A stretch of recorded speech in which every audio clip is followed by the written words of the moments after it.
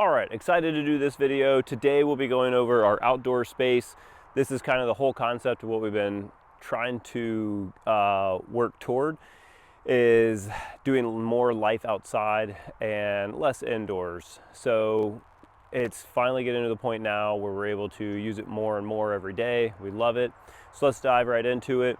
Behind me is kind of the heart of everything. It's a 38 feet long by 24 foot deep deck. So deck wise, it's about just a little over 900 square feet. The idea was to have a little bit of an overhang all the way around it so that we can walk all the way around it and just have like open air space. So when the weather's nice like it is right now, you can be outside of that cooking, you know, looking at the sky, watching the clouds or the stars or whatever time of the day it is, seeing the birds, that kind of thing. Obviously we still have to put the roof on, but the zip system is awesome. If you've never worked with it, it's great. It basically has this chemical in it to where it makes it more resistant to the weather. So you can't leave it like that permanently, but it can stay like that for a while it's under construction without getting messed up. So we will be getting roofing material on there as soon as we can, but it was really important to get finished with the exterior as far as we could so that we could move into the inside. So as you see, we have a ramp. That's our basic way of accessing it. It'll help other people that can't take a step as well get up there, and then plus when we pull up with groceries or anything like that, just walk right up the ramp. A lot will be happening to the exterior as well. Again, everything's just a work in progress, but when we first moved out here, there was a ditch that ran right along here. We will be digging that out at some point, so it'll be kind of neat because that'll run under where the ramp is right now. It sits, depending on where you're at, the deck sits about 3 feet off the ground for the like walking surface of the deck. We did this for a few reasons. One, we're in the low country and we're prone to hurricanes and things like that. So flooding, this past summer we had a hurricane come through that was supposed to dump, I think it was estimated between around 18 inches, but could have been up to 30. I think on the property we measured around 15, and this did get a decent amount of water, nowhere near the height of that deck. So that kind of makes us feel a little bit better, and hopefully it'll help us out for a while. But again, it's also goes into why we're building the way we're building in case we do get a hurricane that brings in more water. So let's see, the whole thing except for one 4-foot section is screened. We left that 4-foot section solid wood because that's where we put the refrigerator, so we'll show you that when we get inside. The exterior, again, everything's a work in progress. It's not completely done, but for rain or extreme cold or something like that, our idea is we will probably end up getting that thicker PVC that you see used at restaurants and stuff like that out on the patios, and then that'll go above all of these screened openings, so that way if it is supposed to rain really bad or we get some weather like we did just a few weeks ago where it dips down into the 20s, we'll be able to drop those and keep the rain out and stuff like that. So far, obviously we don't have it. It actually hasn't been that bad. We've gotten a few blowing rains and it'll get kind of wet in there, but we just soak it up with a towel and keep going. It's not bad.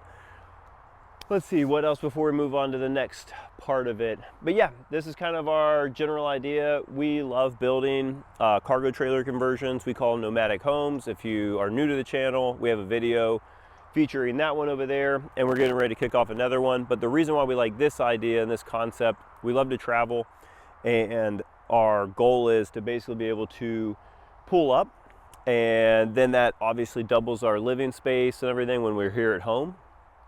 However, when we're ready to go, we just hook up and take off. So obviously we'll unplug and like unhook from the water connection, but we want to make it as streamlined as possible so we can leave more often, and whenever we do, it's not a hassle coming back or anything like that.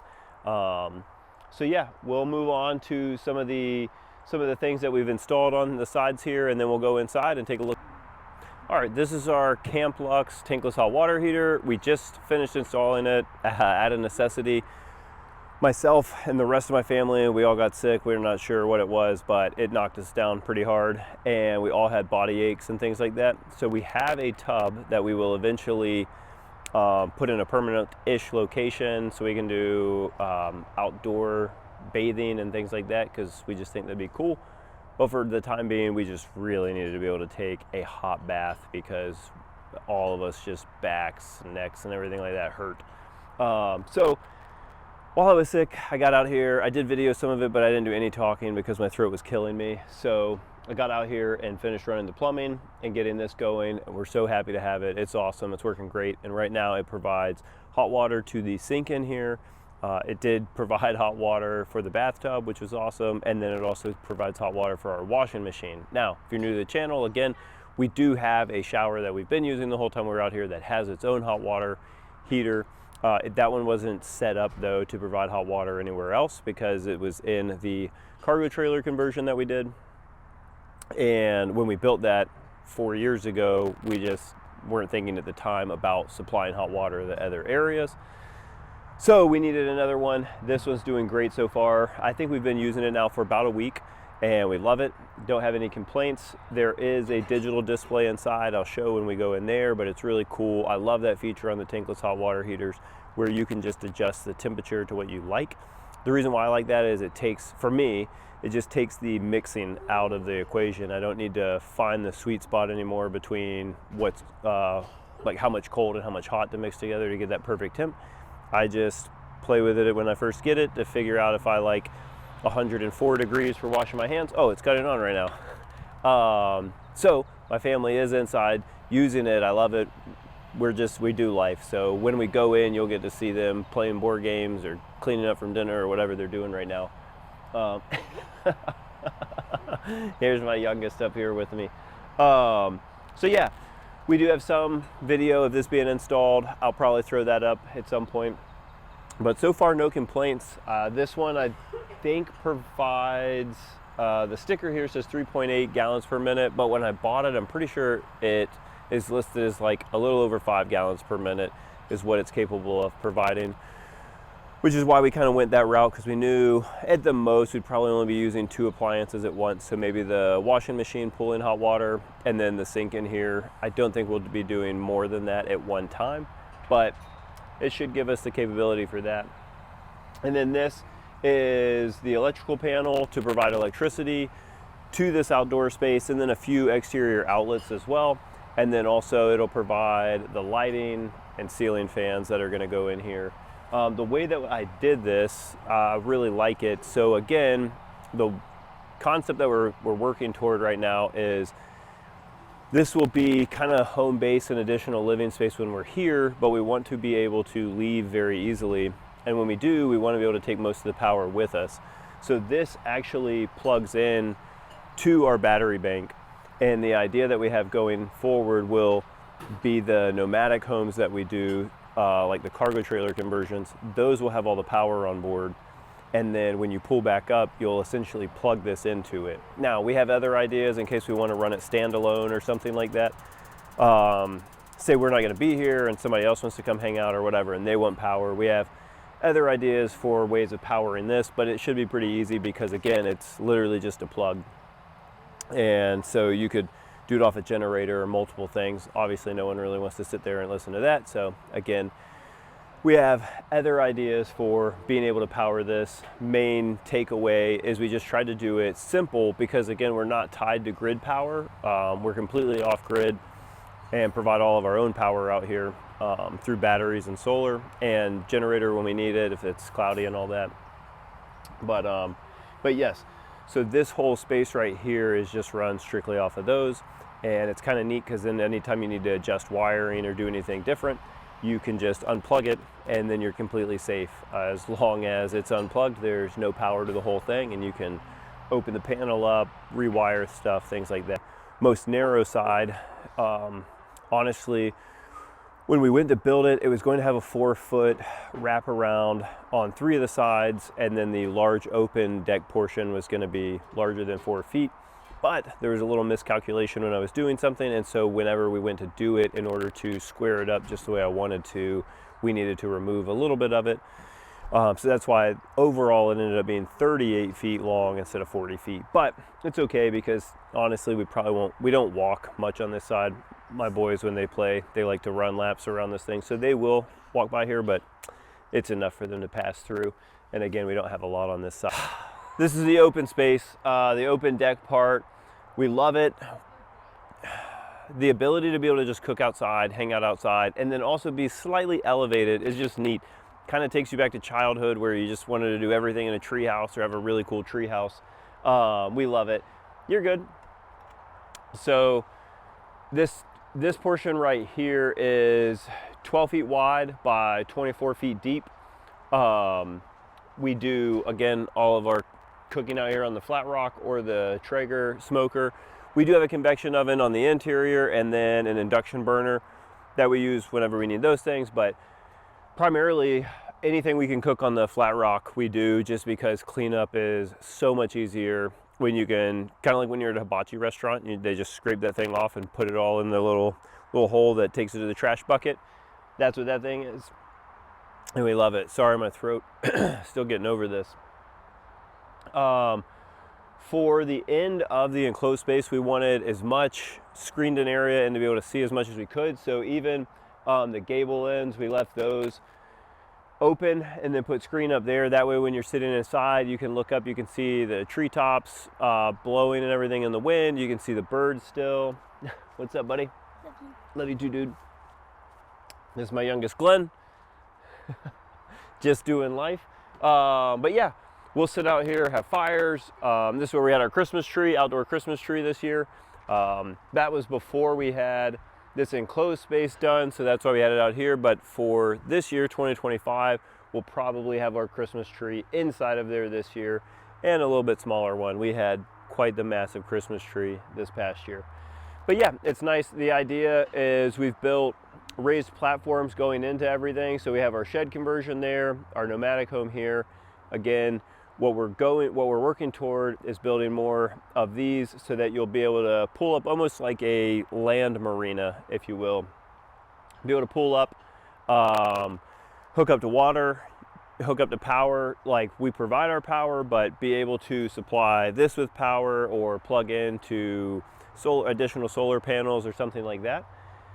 And then just be able to double your living space, quadruple your living space, whatever you need, but have a nice place to hang out, but still minimize costs, but also maximize outdoor time. Being able to see the trees, hear the birds, that kind of thing is what we're going for. So we do love this area. Maybe eventually somebody might be wondering about railing.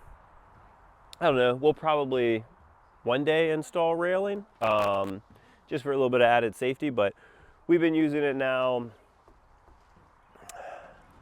I want to say maybe 4 or 5 months, and knock on wood, we haven't fallen off yet. So hopefully that remains that way, but we enjoy it. Moving from one space to the next is fun, and it exposes you to the elements, which we honestly kind of like. Even when it rains, like, I know some people might think about that would be terrible to have to run from one place to the next if it was raining, but taking a walk in the rain sometimes the best thing. It's not always ideal, but you get past that, and we love the lifestyle and the freedom that it affords, so it's worth it to us. And I think that basically wraps up most of the exterior, so we can head on inside. All right, so if you have watched any of our other videos, you'll recognize the cabinets right here and the fridge.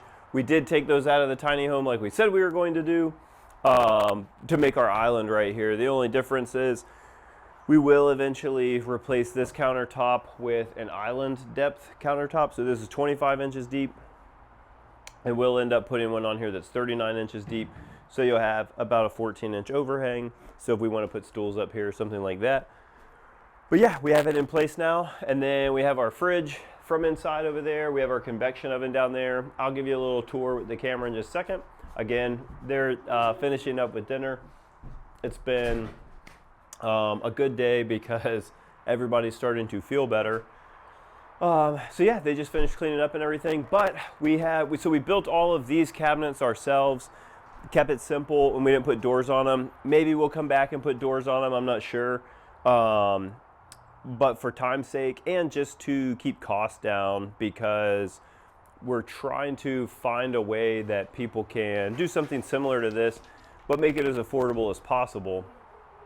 So it's still nice. They're 3/4 inch birch cabinets. Man, sorry. Get some of my wife's water.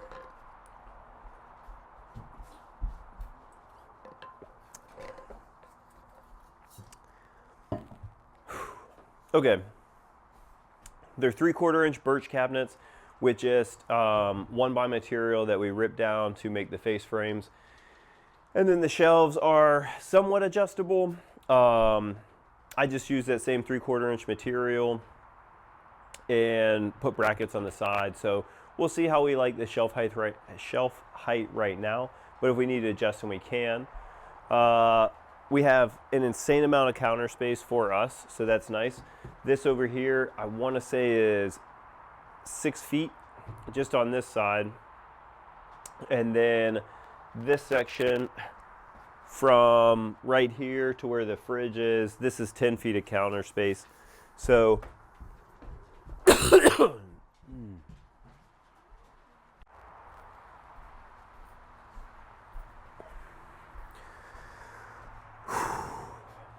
all right, I'm not sure how much longer my voice will last, so we'll keep going. But yes, we have, so 10 feet of countertop right here. We just put in a 33-inch workstation sink, which we love.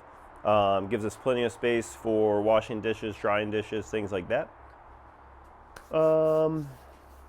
Just standard, nothing crazy residential style fridge. Same one that was in there. Somebody really wanted to see in our fridge in one of the other videos, so here we are inside the fridge. All right, I don't think I'll be able to talk a whole lot more, so I'll go ahead and show you kind of a little walk through the kitchen and the cabinets and everything that we've done.